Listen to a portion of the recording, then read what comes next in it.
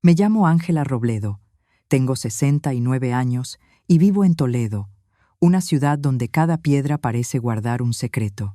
Aquella tarde de otoño de 2024, mientras revolvía un cocido que llevaba horas cocinando a fuego lento, escuché la frase que partió mi vida en dos. A partir de ahora, mamá, el banco va a transferir tu pensión directamente a mi cuenta, dijo Daniel, mi hijo, sin apartar los ojos de la pantalla de su móvil. No necesitas dinero, solo un rincón donde morir. La cuchara de madera se me resbaló de los dedos y golpeó contra el suelo de baldosa con un sonido seco, como un disparo que perforó la calma de mi cocina. Abrí la boca para responder, pero las palabras se quedaron atrapadas en algún lugar entre el pecho y la garganta. Daniel no levantó la vista ni un segundo. Pasaba el dedo por la pantalla como si hablara con cualquiera, no con su madre. En ese instante, por primera vez en mis 69 años, sentí que mi propio hijo me había borrado de su vida.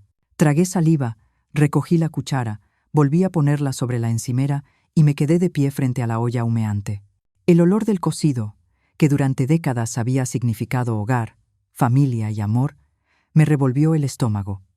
Aquella casa que construí con sacrificio empezó a resultarme ajena. Esa noche, cuando el reloj dio las 11, me quedé sentada en la oscuridad del comedor. A lo lejos, escuchaba la risa de Patricia, su esposa.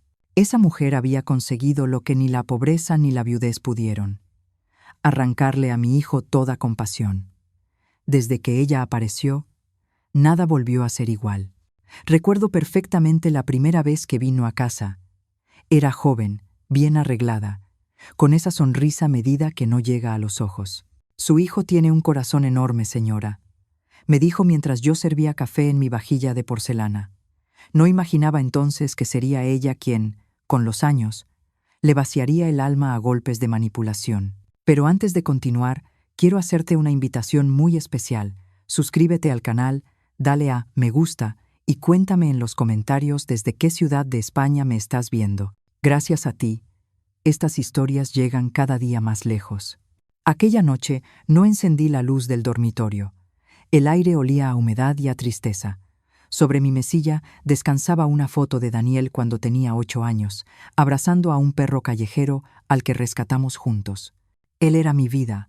Trabajé 40 años como profesora de primaria, levantándome a las 6 de la mañana, cosiendo mi propia ropa, renunciando a viajes y caprichos, todo para que él tuviera una vida mejor. Y ahora me hablaba como si yo fuera una carga. A la mañana siguiente, Patricia me esperaba en la cocina con su sonrisa de víbora. Ángela dijo removiendo el café con cuidado: no te lo tomes a mal. Daniel solo quiere ayudarte. ¿Ayudarme quitándome mi dinero? Respondí sin alterarme. Es por tu bien, insistió. A tu edad ya no necesitas tanto. Además, los bancos son complicados y tú ya no estás para esos trámites. Sus palabras eran suaves, pero cada sílaba era un cuchillo afilado. Sonreí con calma y le dije: no te preocupes, Patricia, no me ofendo. Ella creyó que me había doblegado. No sabía que detrás de esa serenidad había una decisión firme, nueva incluso para mí. Ese mismo día fingí normalidad. Hice la cama, barrí el suelo, cociné lentejas. Pero mientras fregaba los platos, una idea empezó a tomar forma en mi cabeza, pequeña, silenciosa y peligrosa. No iba a llorar, ni suplicar. Haría algo que ni Patricia ni Daniel esperarían. Fui hasta mi habitación, abrí el viejo armario de madera y saqué una carpeta de documentos que llevaba años guardando. Esa noche empezó mi plan. Y no sería yo la que perdería. En el fondo del armario, entre sábanas dobladas con olor a lavanda y un mantel de encaje amarillento por los años, había una caja de lata verde. Dentro guardaba cosas que nadie más recordaba: cartas sin remitente, fotografías en blanco y negro, unas cuantas monedas antiguas y un pequeño frasco de vidrio con un líquido transparente. Lo había conservado por costumbre, sin motivo real. Era cloro concentrado, de los tiempos en que limpiaba las aulas de la escuela pública, donde trabajé casi media vida. Lo saqué despacio, lo observé a contraluz. No tenía un plan aún, pero supe que esa noche lo tendría. Cuando cayó la tarde, preparé la cena como siempre: arroz blanco, carne guisada y pan recién horneado. Daniel llegó del trabajo con el mismo gesto distante que llevaba meses clavado en el rostro. ¿Ya hiciste los trámites del banco?, preguntó sin saludar siquiera. Sí, Manqui. Ya lo hice. Perfecto, respondió sirviéndose una copa de vino. Mañana Patricia y yo hablaremos con el gerente. Asentí sin decir una palabra. Durante la cena no hubo conversación. Solo el sonido de los cubiertos chocando contra los platos y la televisión de fondo, llenando la casa de un silencio extraño. Cuando terminaron, se fueron a dormir. Yo me quedé recogiendo los platos con movimientos lentos, como si cada gesto formara parte de un ritual. A medianoche, cuando el reloj marcó las 12, me levanté. El silencio era tan profundo que podía oír mi propia respiración. Fui a la cocina, abrí el refrigerador y dejé que la luz blanca me bañara el rostro. Dentro, sobre la bandeja central, coloqué un plato cubierto con papel de aluminio. Encima, el postre favorito de Daniel, flan casero. A su lado, una jarra con agua fresca. Todo parecía normal, pero en el fondo, envueltos en plástico transparente, estaban los documentos del banco, los mismos que Patricia había dejado sobre la mesa esa tarde, sin imaginar que yo los reconocería. Formularios con mi firma falsificada, pruebas de que intentaban quedarse con mi pensión. Los congelé dentro de una bolsa con agua sólida. Sabía que él los buscaría al día siguiente, confiado, creyendo que todo estaba bajo control. Aquella noche dormí poco, pero tranquila. Por primera vez en mucho tiempo, el miedo dejó de ser un enemigo invisible y se transformó en otra cosa: poder. El amanecer llegó con su rutina conocida: pasos, puertas abriéndose, olor a café recién hecho. Yo estaba sentada en la cocina cuando Daniel abrió el refrigerador. Todo ocurrió en segundos. Primero silencio, después un golpe seco, el sonido del cristal al chocar contra el suelo, y finalmente un grito tan fuerte que hizo vibrar las paredes de mi vieja casa de Toledo. Patricia corrió desde la habitación. «¿Qué pasa?», gritó. Daniel solo señalaba el refrigerador, pálido, temblando. Dentro, sobre la bandeja, los documentos estaban suspendidos en un bloque de hielo. Mi firma y la suya falsificada eran perfectamente visibles, como un espejo de su traición. Encima, una nota escrita con mi letra firme: «Nunca subestimes a una madre, ni siquiera a una vieja». Me levanté despacio, lo miré directamente a los ojos y dije: «Buenos días, hijo. ¿Quieres café?». Él no respondió. Retrocedió unos pasos, con las manos temblando. Y yo, por primera vez en años, volví a sonreír. La luz del amanecer entraba tímida por la ventana, iluminando la cocina. Mis manos temblaban, pero no de miedo, sino de cansancio. Era el cansancio de toda una vida de renuncias. En el reflejo del cristal, vi a una mujer que apenas reconocía. Cabello blanco, piel surcada por los años, mirada cansada, pero detrás de ese rostro aún vivía la joven que una vez soñó con un hogar lleno de amor, con un hijo que la abrazara sin vergüenza. Esa mujer no había desaparecido del todo. Solo estaba esperando el momento adecuado para volver a levantarse. ¡Qué ingenua fui! Me casé a los 22 años con Esteban, un hombre de manos firmes, sonrisa fácil y un olor a tierra mojada que nunca se me olvidará. No teníamos nada, solo una habitación alquilada en un edificio viejo del centro de Toledo y una radio antigua que siempre emitía interferencias. Pero éramos felices. Cuando Daniel nació, Esteban lloró como un niño. Sus lágrimas cayeron sobre la piel de nuestro bebé como si fueran una promesa eterna. Prometió protegernos, cuidarnos, amarnos, y cumplió, hasta el último día de su vida. Murió joven, demasiado joven, en un accidente en la obra donde trabajaba como albañil. Yo tenía 36 años y Daniel apenas 10. Aquel día, el mundo se partió en dos: el antes y el después. El antes olía a pan recién hecho, a domingos en el parque, a risas compartidas bajo el sol de Castilla. El después olía a facturas vencidas, a sudor, a lágrimas escondidas en la almohada. Trabajé sin descanso.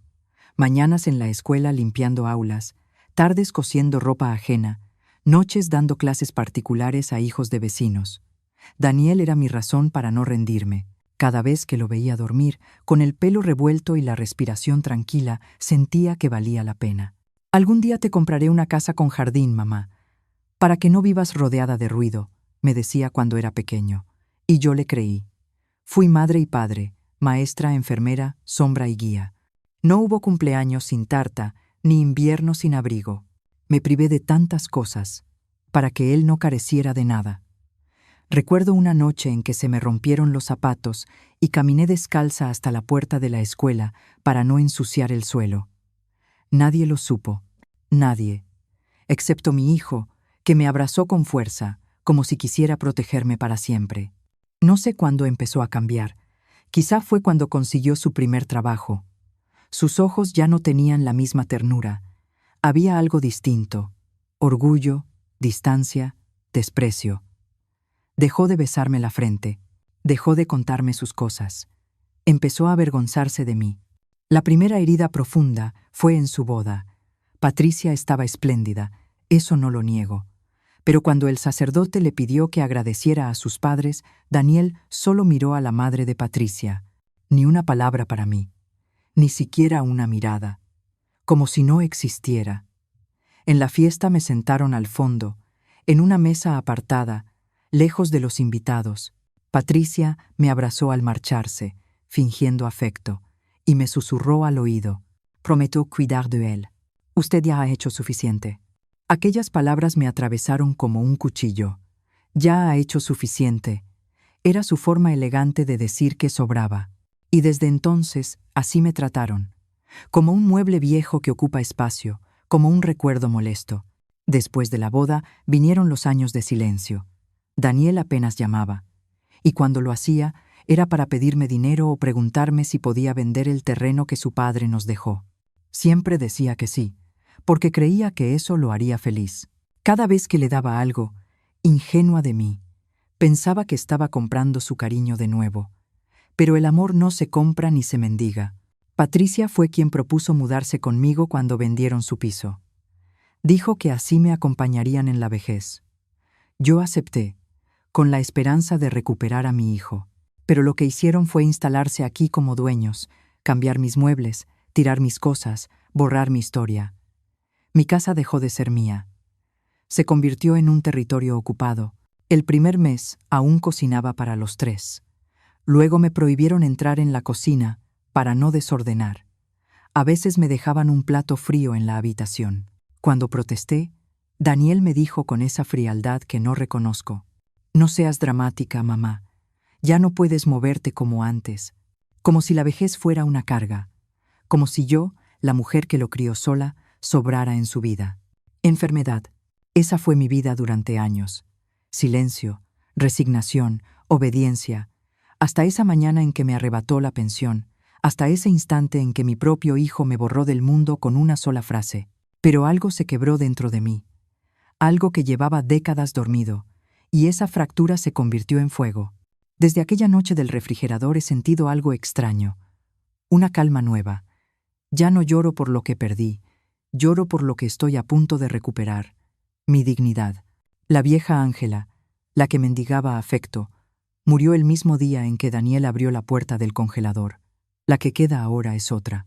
Una mujer que aprendió que el amor no debe doler y que hay silencios más poderosos que cualquier grito. A veces me miro al espejo y me susurro: «Ángela, nadie volverá a quitarte lo que es tuyo». Y lo digo sin temblar, con la voz firme. Porque si algo aprendí después de 69 años es que no hay traición más dura que la de un hijo que olvida a la madre que le enseñó a amar. Y esa lección pienso devolvérsela muy pronto. Después de lo del refrigerador, la casa se volvió un campo minado. No había gritos, pero sí miradas que pesaban como piedras. Patricia no me hablaba, y cuando lo hacía, era solo para dar órdenes. Daniel fingía calma, pero cada gesto suyo era una amenaza silenciosa. Podía sentir su rabia hervir bajo la piel. Una tarde lo escuché hablando por teléfono en el jardín. «No, no pasa nada», decía con voz fría. «Solo fue un susto. Ya está vieja, pierde la cabeza». Me quedé quieta detrás de la puerta, escuchando cómo mi propio hijo justificaba mi locura ante alguien. Ya está vieja, pierde la cabeza, 4 palabras que borraban toda mi historia, mis años de trabajo, mi sacrificio, mis recuerdos. 4 palabras que lo convirtieron en un extraño. Esa misma noche me quitaron las llaves de la casa. Patricia se acercó con su tono dulce, ese que siempre esconde veneno. Ángela, es mejor así. Últimamente te distraes y dejas la puerta abierta. No queremos accidentes. Accidentes. Así llamaban ahora a mi libertad. Desde entonces, mis días se volvieron lentos y fríos. Desayunaba sola en la cocina, con pan duro y café recalentado. Ellos comían en el comedor, riendo, planeando viajes, hablando de cosas que ya no incluían mi nombre. A veces los oía desde mi cuarto. Sus voces eran como ecos lejanos, como si viviera en otra casa o en otro mundo. Pasaba las horas mirando por la ventana. Desde allí veía el limonero que Esteban y yo plantamos cuando nació Daniel. Aquel árbol ha sobrevivido a tormentas, sequías, heladas y podas brutales, y aún da fruto cada primavera. Cada vez que lo miraba me decía, si el árbol sigue de pie, yo también puedo hacerlo. Una tarde escuché unos golpecitos suaves en la reja. Era Elvira, mi vecina de toda la vida. Tenía mi edad, el cabello corto y las manos agrietadas por los años trabajando como enfermera. Fue la misma mujer que me ayudó cuando nació Daniel, cuando murió Esteban, cuando la vida dolía demasiado. Ángela susurró, «Hace días que no te veo. ¿Estás bien?» «No puedo hablar mucho», le respondí bajando la voz y mirando hacia atrás. Me quitaron las llaves. Ella me observó en silencio, comprendiendo más de lo que yo decía. «Te dejaré algo en el buzón esta noche», murmuró. Cuando cayó la noche y todo estuvo en calma, caminé hasta la puerta en silencio. Dentro del buzón había una bolsita de tela. Dentro, un pequeño teléfono móvil viejo, de esos con linterna, y un papelito que decía, «Por si necesitas ayuda». Me llevé el teléfono al pecho temblando. No recordaba la última vez que alguien había hecho algo tan simple y tan humano por mí. Una lágrima, esta vez distinta, rodó por mi mejilla. No era de derrota, era de esperanza. Los días siguientes fingí obediencia. Respondía con una sonrisa a todo. «Sí, Patricia, tomaré mi pastilla». «Sí, Daniel, ya apagué la estufa». Me dejé arrastrar por su falsa compasión hasta que bajaron la guardia. La debilidad era mi disfraz, y detrás de él mi mente trabajaba sin descanso. Cada palabra dócil que salía de mi boca era una pieza más en mi plan. Empecé a usar el teléfono de Elvira solo por las noches. Nos comunicábamos con mensajes cortos. «¿Estás bien?», escribía ella. «Sí, todo bajo control», respondía yo. Una de esas noches le envié un mensaje que me costó escribir. «Necesito un favor, Elvira. Algo importante». Tardó unos minutos, pero su respuesta llegó clara y firme. «Lo que sea, amiga, solo Jimmy». A la mañana siguiente fingí sentirme mal. Me toqué la cabeza, caminé despacio, fingí mareos. Patricia, harta, llamó a Daniel. «Tu madre no puede seguir así», dijo con tono molesto. «Si se desmaya o se cae, será nuestra culpa». «Entonces que no salga del cuarto», respondió él, «que descanse». Y así lo hicieron. Cerraron la puerta con llave y me dejaron un vaso de agua y una bandeja de comida. «Es por tu bien», dijeron. No sabían que, sin quererlo, me hacían un favor. Esa habitación se convirtió en mi santuario. Allí, donde creían tenerme prisionera, comencé a construir mi libertad. En la pared del armario aún guardaba los ahorros que Esteban me dejó, unas monedas de oro y algunos billetes viejos envueltos en papel. Habían dormido allí durante más de 30 años, esperando un propósito. Ahora lo tenían. Por las noches usaba el móvil para hablar con don Ramiro, un viejo amigo de Esteban. Había sido gerente en el banco donde siempre ingresaba mi pensión. «Ángela, pensé que estabas retirada», dijo sorprendido al reconocer mi voz. «Lo estoy, Ramiro, pero necesito tu ayuda. Es sobre mi hijo. ¿Qué ocurre?» «Solo diré que necesito cambiar la titularidad de mi cuenta». En silencio. «Eso no es sencillo», respondió con cautela. «Nada lo es, Ramiro. Pero tú sabes que siempre he cumplido mi palabra». Hubo un silencio largo al otro lado de la línea. Finalmente suspiró. «Está bien, Ángela. Lo haré, pero ten cuidado. No te preocupes, nadie sospechará nada. Y así, noche tras noche, empecé a recuperar lo que era mío. Mientras ellos dormían, yo tejía mi justicia con paciencia. Elvira me traía pequeñas cosas, un sobre, un documento, un sello bancario. Cada pieza encajaba en su sitio, como si el destino me hubiese estado esperando todo este tiempo. Durante el día escuchaba a Patricia riendo, hablando por teléfono, planeando viajes. Una tarde la oí decir: «En cuanto vendamos esta casa, nos largamos de aquí». Apreté los dientes en silencio.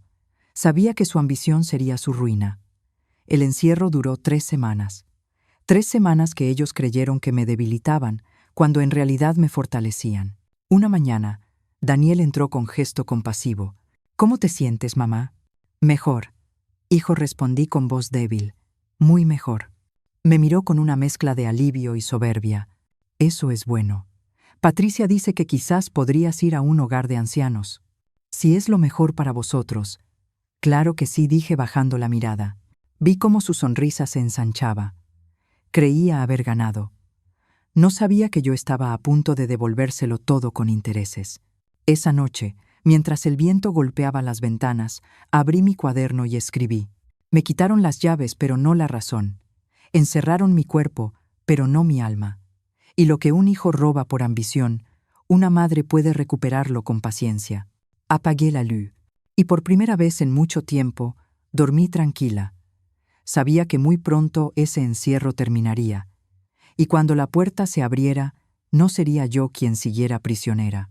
El silencio también tiene un sonido, y el mío empezaba a hacerse escuchar. Los días siguientes la casa parecía un teatro vacío, pero yo conocía cada escena de memoria. Verónica y Daniel se movían con la seguridad de quien cree tener el guión de la vida en la mano, sin sospechar que yo había empezado ya a reescribirlo. Aquella semana, la casa estaba demasiado callada. Hablaban en susurros, cerraban puertas y se quedaban despiertos hasta tarde.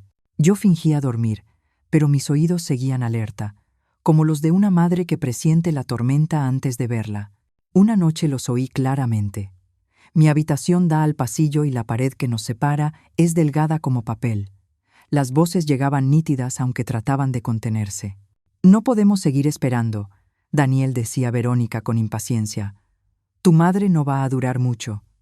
Si seguimos con este juego, el dinero se va a esfumar». «Tranquila», respondió él. «En cuanto firme los papeles de venta, todo será nuestro. Y si no quiere firmar, lo haremos. Confía en mí». La carcajada que siguió fue como un golpe.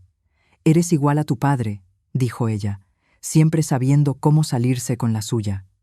«Mi padre murió pobre», replicó Daniel. «Tú no vas a permitir eso».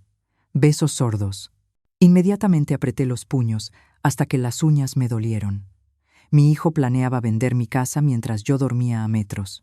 A la mañana siguiente preparé café con calma. Cuando Verónica entró en la cocina, me sonrió con su habitual gesto vacío. «¿Has dormido bien, Ángela?», preguntó. «Sí», contesté. Noté un ligero temblor en su mano. Su nerviosismo me confirmó que algo empezaba a cambiar.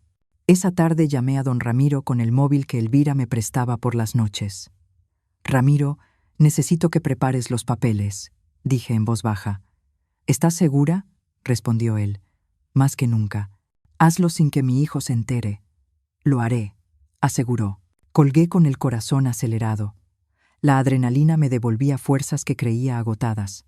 Escuché sus planes desde la puerta entreabierta. Hablaban de compradores y plazos. «En cuanto vendamos esta casa, nos vamos», dijo Verónica. La ambición les nublaba la vista. Su propia codicia sería la clave de su caída. Por la noche, revisé el sobre que don Ramiro había dejado. Escrituras, certificados y una declaración notarial. Lo escondí dentro del libro de recetas de mi madre. Allí nadie lo buscaría. Mi plan no era violento. Iba a solicitar en el banco el cambio de titularidad a mi nombre, con la documentación y una declaración jurada que acreditara mi derecho. Todo se haría con calma, sin escándalos, con la paciencia que da la certeza de estar en lo justo. Mientras ellos creían encerrar mi cuerpo, yo tejía mi libertad. El jueves salí temprano. Me puse el abrigo gris y pasé por el limonero del jardín. Le acaricié el tronco como quien pide fuerzas a un viejo aliado. Esteban y yo lo plantamos cuando Daniel nació. Había resistido tormentas y seguía dando fruto. Si el limonero resiste, yo también, pensé. En el banco don Ramiro me esperaba. Hicimos las gestiones discretamente. Hablé con el gerente en voz baja y presenté los papeles. Al firmar, sentí el peso de los años y la ligereza de quien recupera lo que nunca debió perder. Regresé con la carpeta en el bolso y una calma nueva. Volví a casa por la puerta trasera y desde la ventana los vi. Verónica limpiando un vaso, Daniel con un contrato en la mano. Sonreí sin mostrar dientes. El silencio de la casa ya no me oprimía. Era el rumor de una victoria que se acercaba. Sabía que cuando la puerta se abriera la próxima vez, no sería la misma mujer la que cruzara el umbral. El ruido de mi silencio empezaba a volverse imparable. Ella sonrió apenas, con ese fastidio elegante que siempre usaba cuando creía tener todo bajo control. «Dentro de unos días tendremos buenas noticias», anunció Patricia, con voz melosa. «Ah, ¿sí? ¿Qué tipo de noticias?», pregunté fingiendo desinterés. «De esas que cambian la vida», contestó girando sobre sus tacones. Cuando se fue, me levanté y escondí el plato bajo la cama. No confiaba en lo que había dentro. El sabor de la comida había sido distinto, metálico, y mi instinto, el mismo que me mantuvo firme toda la vida, me decía que no debía ignorarlo. Y yo, a mi edad, ya no dudaba de mi intuición. Por la tarde, Elvira se acercó a la reja con un sobre en la mano. «Aquí está todo», me dijo en voz baja. Don Ramiro lo preparó. Lo abrí temblando. Dentro, el documento que transfería la casa a mi nombre, con una cláusula especial. En caso de mi fallecimiento, la propiedad pasaría directamente a una fundación para mujeres mayores sin hogar. No a Daniel, no a Patricia, sino a otras como yo, mujeres que alguna vez lo dieron todo y se quedaron con las manos vacías. Sentí las lágrimas correr por mis mejillas, calientes, vivas. «Gracias, Elvira». «No me des las gracias», dijo ella, mirándome a los ojos. «Solo prométeme que serás cuidadosa». «Siempre lo fui», respondí. «Pero ahora también seré peligrosa». Esa noche, con la lámpara encendida y la casa en silencio, escribí una carta. La dejé sobre la mesita, bajo el retrato de Esteban, mi esposo. «Si un día no despierto, no lloréis por mí. No fui víctima. Fui testigo de mi propia guerra, y la gané sin disparar una sola bala». Luego guardé otra carta, más dura, en el armario. Era para Daniel. En ella le explicaba que ya lo sabía todo, que si algún día encontraba esa nota sería porque lo había perdido todo, exactamente como me perdió a mí. Cuando regresó a casa, algo en su rostro había cambiado. Demasiada calma, esa calma que precede a la violencia. Mamá dijo con voz suave: «Mañana vendrán del banco». «Ah, sí, qué sorpresa. Solo necesitamos tu firma, nada más». «Claro, hijo, firmaré lo que quieras». Sus ojos brillaron de codicia. Me tomó de la mano fingiendo ternura. «Sabía que ibas a entender». Yo le devolví la sonrisa. «Sí, hijo, lo entiendo todo». Cuando se fue a dormir, me quedé sola en la cocina, rodeada por la penumbra. El sonido del refrigerador llenaba el silencio como un reloj que marca la cuenta atrás. Pensé en Esteban, en cómo siempre me decía: «Hay batallas que solo se ganan cuando el enemigo cree que ya venció». Esa frase me acompañó hasta que los primeros rayos de sol entraron por la ventana. Sabía que había llegado el momento. Antes de dormir, recé en voz baja. No pedí justicia ni venganza, pedí lucidez, porque a veces el castigo más grande no es la muerte, sino el remordimiento. Y esa sería mi herencia para Daniel. El día amaneció con una calma que me inquietó. El cielo limpio, el aire inmóvil, la casa en silencio, como si contuviera la respiración. Daniel salió temprano al banco acompañado de Patricia. Sobre la mesa dejaron una carpeta de documentos, la misma que según ellos pondría todo en orden. Me senté frente a ella durante horas sin tocarla. Sabía perfectamente lo que contenía: la venta de mi casa, la cesión de mi cuenta y el fin de mi independencia. Ellos creían que ese sería su golpe final. No sabían que ya no les pertenecía nada. Cuando volvieron, la tarde teñía las paredes de naranja. Patricia traía su perfume caro, ese que me revuelve el estómago, y Daniel caminaba con la soberbia de quien cree que ha ganado. Mamá, dijo él con una sonrisa extraña. Hoy es un día importante. Ah, sí, sí, respondí suavemente. Lo miré a los ojos, y por dentro ya celebraba la victoria que aún no había visto venir. Vamos a terminar con los trámites. Ya no tendrás que preocuparte por nada, dijo Patricia con una sonrisa fina, de esas que huelen a trampa. Se sentó frente a mí y me miró directamente a los ojos. Solo falta tu firma, añadió, empujando la carpeta hacia mí. Me temblaron las manos, pero no de miedo, sino de emoción, como una actriz antes del acto final. Tomé el bolígrafo, abrí los papeles y fingí leer sin comprender. ¿Y esto es del banco?, pregunté con voz frágil, bajando un poco la mirada. Sí, mamá, confía en mí, respondió Daniel, mirándome como si me hablara a través de la condescendencia. Claro que confío, hijo. Siempre lo hice. Y firmé. 1, 2, 3 veces, sin protestar. Patricia sonrió satisfecha, convencida de que la sumisión que veía en mí era real. Así me gusta, Ángela, que cooperes. Cooperar. Qué palabra tan peligrosa cuando se usa para silenciar a alguien. Cuando se fueron a celebrar su victoria a cenar fuera, fui hasta mi habitación, abrí el cajón del armario y saqué la copia de los documentos verdaderos, los que don Ramiro había preparado días atrás. Esos papeles anulaban por completo las firmas que acababa de poner. Esos papeles devolvían mi casa, mi cuenta y mi dignidad a donde siempre habían pertenecido, a mí. Mientras ellos firmaban su propio engaño, yo ya había cerrado el mío. Ramiro había hecho todo sin ruido, con la precisión de alguien que conoce los laberintos de la burocracia. Ángela me dijo por teléfono días atrás, cuando presenten esos papeles, el sistema mostrará otros. Y créeme, el banco no discute con una maestra que guarda recibos desde 1983. Guardé las copias en una caja metálica junto a las fotos de Esteban y la vieja libreta de ahorros. Cada firma, cada sello, cada movimiento era parte de una sinfonía silenciosa que estaba a punto de estallar. Esa noche apenas dormí.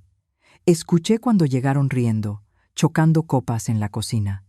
Desde el pasillo oí a Patricia decir: «Ya está hecho. Mañana mismo pongo la casa a la venta». «Tranquila», respondió Daniel. «Primero me transfieren el dinero. No quiero errores». «¿Y tu madre?» «Mi madre». Hubo una pausa. «Mi madre ya no tiene nada». Cerré los ojos y me prometí que esa sería la última vez que lo escucharía hablar así de mí.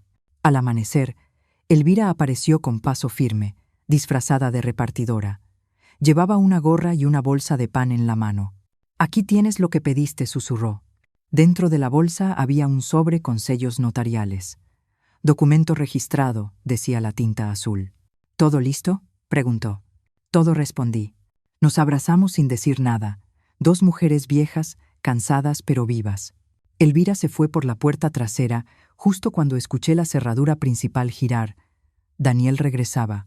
Mamá dijo entrando: «Hoy vendrá el agente inmobiliario». «¿Para qué?» «Para tasar la casa». «Ah, qué bien», respondí con calma. «Así sabrán cuánto vale lo que fue mi vida». Me miró con irritación. «No empieces, mamá. No lo arruines». «Yo nunca arruino nada, hijo. Solo observo». Esa tarde, el agente recorrió la casa tomando fotos, midiendo paredes, anotando cosas en una tableta. Yo lo seguía en silencio, viendo cómo sus dedos tocaban las paredes que Esteban había pintado con sus manos, el marco donde aún se veía su letra, los escalones donde Daniel dio sus primeros pasos. Era como si un extraño estuviera diseccionando mis recuerdos. Cuando terminaron, Patricia firmó unos papeles y acompañó al agente hasta la puerta. Daniel se quedó atrás, revisando los documentos. «¿Estás contento, hijo?», pregunté. «Por supuesto», respondió. «Esto nos dará una vida mejor». Lo miré fijamente, con la serenidad de quien ya tiene el plan terminado. Él aún no lo sabía.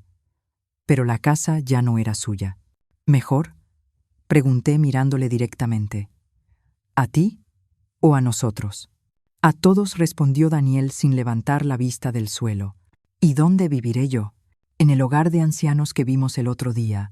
«Ah, claro, ese con rejas en las ventanas». muy acogedor. Su silencio fue la única respuesta. Lo miré fijamente. No había amor en su rostro, solo ambición disfrazada de indiferencia, y detrás de esa máscara, una sombra que no reconocía. Cuando cayó la noche, me encerré en mi cuarto, saqué mi vieja libreta y escribí una sola frase: el poder no lo tiene quien manda, sino quien sabe esperar. Encendí la radio. Sonaba una canción antigua, la favorita de Esteban. Por un instante sentí paz, casi felicidad. Pero antes de dormir, me prometí algo.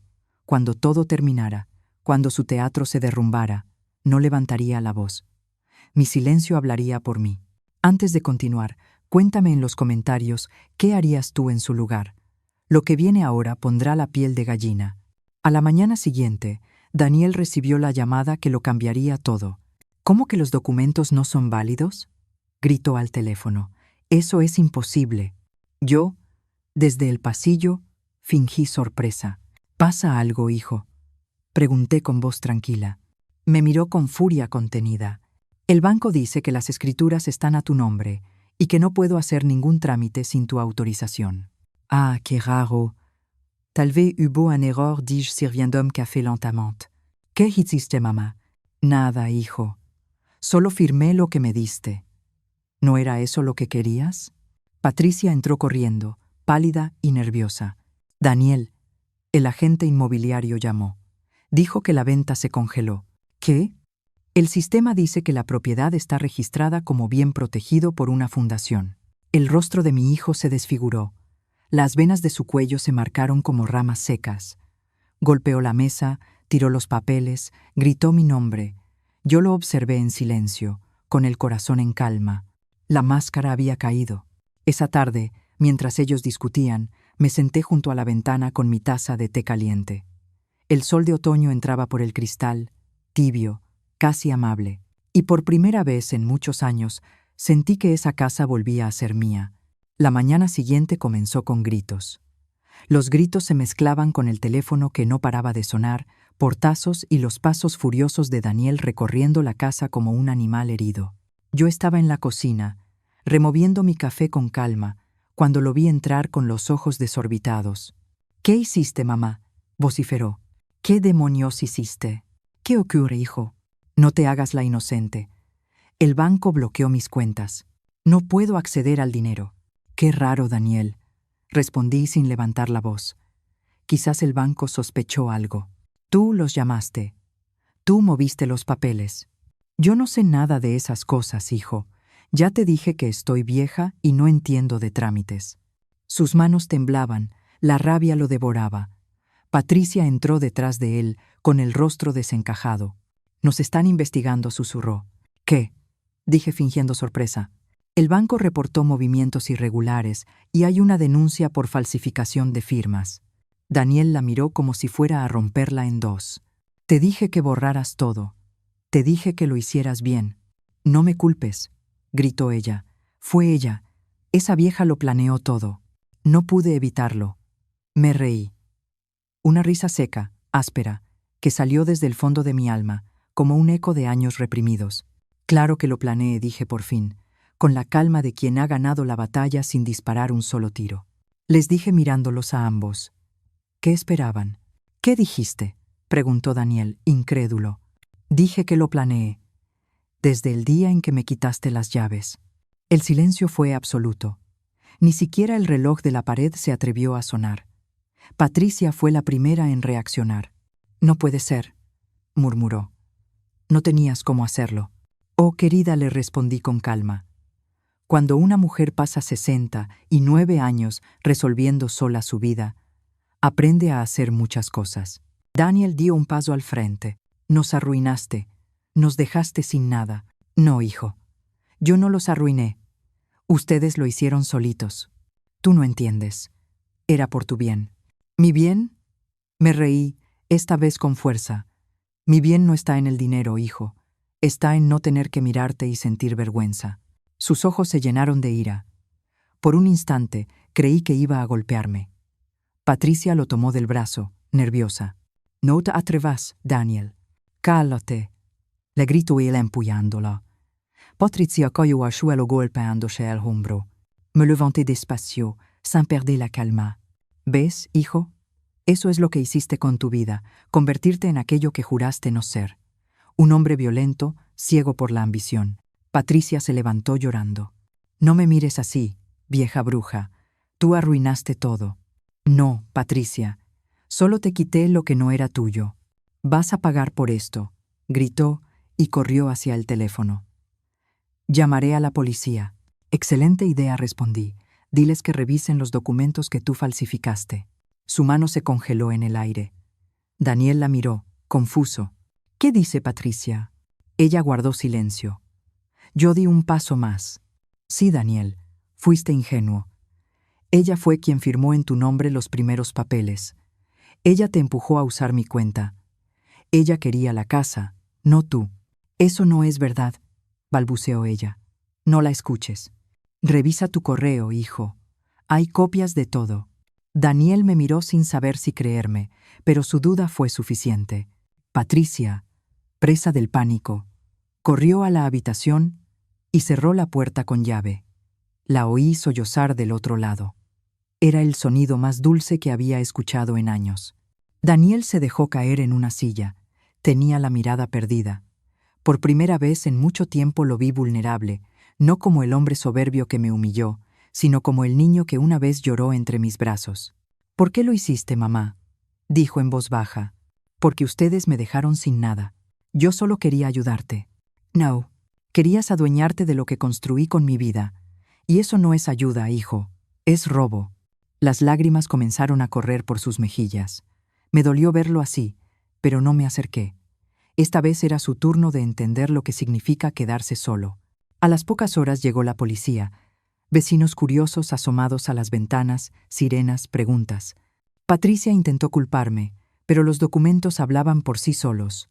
Firmas falsas, transferencias, grabaciones telefónicas. Todo perfectamente ordenado. Ellos habían cavado su propia tumba legal. Los agentes se llevaron a Patricia primero. Gritaba, lloraba, maldecía. Daniel intentó detenerlos, pero uno de los oficiales dijo: «Usted también debe acompañarnos. Hay denuncias a su nombre». Me miró antes de salir. Una mirada que no olvidaré jamás, ni de odio ni de amor, solo de vacío. Como si acabara de comprender lo que había perdido. Cuando la casa volvió al silencio, me senté frente al refrigerador. Abrí la puerta. Dentro seguía el bloque de hielo que había usado aquella noche, ya casi derretido. En su interior aún estaba el trozo de papel con las primeras pruebas que encontré. Lo saqué, lo puse sobre la mesa y observé cómo se deshacía lentamente. El hielo se derritía y con él mi miedo. Por primera vez en muchos años, la casa me pertenecía solo a mí. Y mi silencio, ese que tanto subestimaron, había hecho más ruido que todos sus gritos juntos. Observé cómo el hielo se derrumbaba lentamente, gota a gota. Era como ver cómo el pasado se derretía frente a mí. Tomé el teléfono y llamé a Elvira. «Ya está hecho», le dije. «¿Estás bien?», preguntó ella. «Sí, más de lo que he estado en años». Guardó silencio un momento y luego preguntó: «¿Y ahora qué harás?». «Vivir, Elvira, solo vivir». «Te lo mereces», respondió ella con voz quebrada. Colgué y me quedé mirando por la ventana. El árbol de limones seguía en pie, flores nuevas, brotes frescos. Era el mismo árbol que Esteban y yo plantamos cuando Daniel nació. Me pareció un símbolo cruel y hermoso a la vez. La vida sigue, aunque las raíces estén heridas. Antes de irme a dormir, me miré en el espejo. Por primera vez en mucho tiempo me reconocí.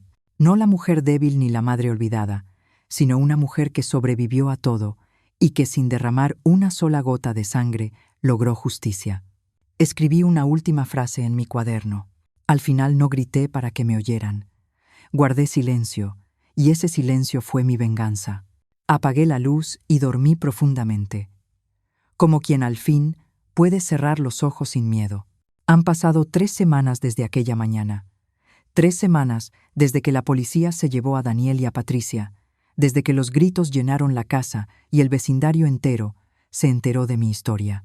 Desde entonces, la casa volvió a ser mía, pero no era la misma. El silencio que antes me dolía, ahora me protegía. Era mi escudo, mi paz, mi forma de respirar sin miedo. Cada día me levantaba temprano, preparaba mi café y abría las ventanas para dejar entrar el sol. Las cortinas volvían a moverse con libertad. Los cuadros, antes guardados, regresaron a sus lugares, y el aroma de jazmín llenaba los rincones otra vez. Era como si Esteban caminara conmigo por los pasillos, sonriendo en cada rayo de luz. A veces me sentaba en el porche a mirar el limonero. El viento movía sus ramas con una dulzura que me hacía llorar. Llorar sin rabia, solo con alivio. Por primera vez en muchos años mi vida me pertenecía.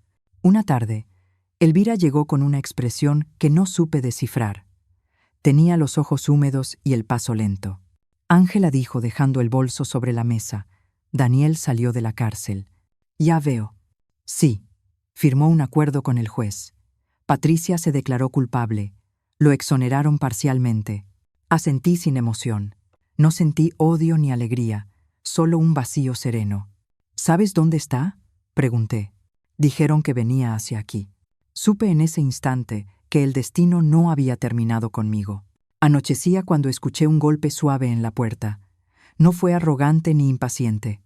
Fue tímido, casi temeroso. Abrí. Ahí estaba mi hijo, más delgado, con el rostro marcado por la culpa y la vergüenza.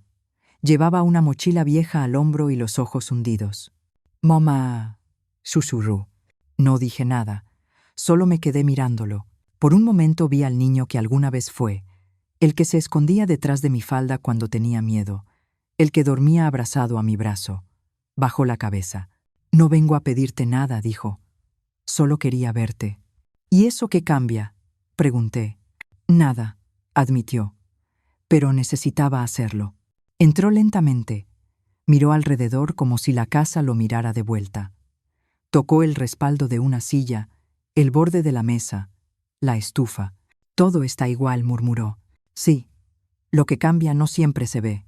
Se sentó frente a mí y durante un rato no hablamos. El silencio entre nosotros pesaba más que cualquier palabra. Al fin, él lo rompió. «Tenías razón». «¿Sobre qué?». «Sobre Patricia. Sobre todo. Ella me usó». «No lo hizo sola, hijo. Tú se lo permitiste». Él asintió, tragando saliva. «Lo sé». Y en ese instante, mientras el sol se escondía y el árbol de limones seguía firme afuera, comprendí que el silencio no solo había sido mi venganza, también era mi redención. «Fui un cobarde», dijo Daniel con voz quebrada. «Quise tenerlo todo, y perdí lo único que importaba». «¿Y qué era eso?», pregunté. «Tú». Por primera vez en años, mis ojos se llenaron de lágrimas, pero no de tristeza. Era el peso de escuchar lo que creí que jamás oiría. Daniel se inclinó hacia mí y me tomó la mano. Su piel estaba fría, temblorosa. «Perdóname, mamá. No puedo deshacer lo que hice». No respondí con calma. «No puedes. Pero puedes aprender a vivir con ello». Me miró y en sus ojos vi algo que no había visto en mucho tiempo: sinceridad. La misma que tenía Esteban cuando cometía un error y venía a disculparse. Por un instante sentí una chispa de ternura, pero duró poco. El daño seguía allí, profundo, irreparable. «¿Dónde vas a quedarte?», pregunté. «No lo sé», respondió. «Solo quería verte. Y ahora me iré. No quiero ser una carga para ti otra vez». «Ya lo fuiste una vez, hijo. No lo vuelvas a hacer». Bajó la cabeza. «Lo sé, pero si algún día quieres verme». Daniel, lo interrumpí. «Un hijo puede perderlo todo, el dinero, el trabajo, incluso el amor. Pero cuando pierde el respeto de su madre, no hay regreso». Asintió conteniendo las lágrimas.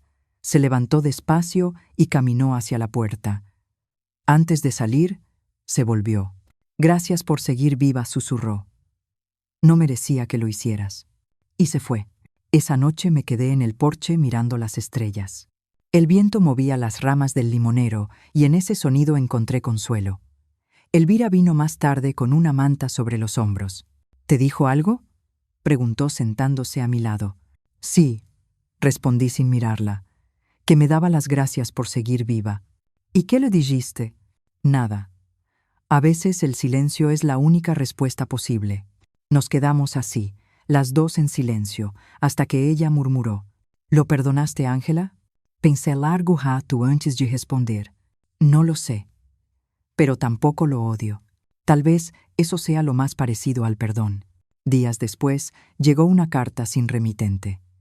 Dentro había una fotografía. Daniel sentado junto al árbol de limones. Debía haber sido tomada antes de irse. En el reverso, con su letra temblorosa, una sola frase: siempre fuiste más fuerte de lo que creí. Sonreí. No de felicidad, sino de comprensión. Porque al final, el amor de una madre no desaparece, solo se transforma. Ya no era la devoción ciega de antes. Era una forma serena de decir: ya te solté. Esa noche escribí en mi cuaderno: la caída de un hijo no siempre se escucha. A veces solo se siente como el eco de un corazón que se quiebra, pero sigue latiendo. Cerré el cuaderno y lo guardé en el cajón, junto a las fotos de Esteban.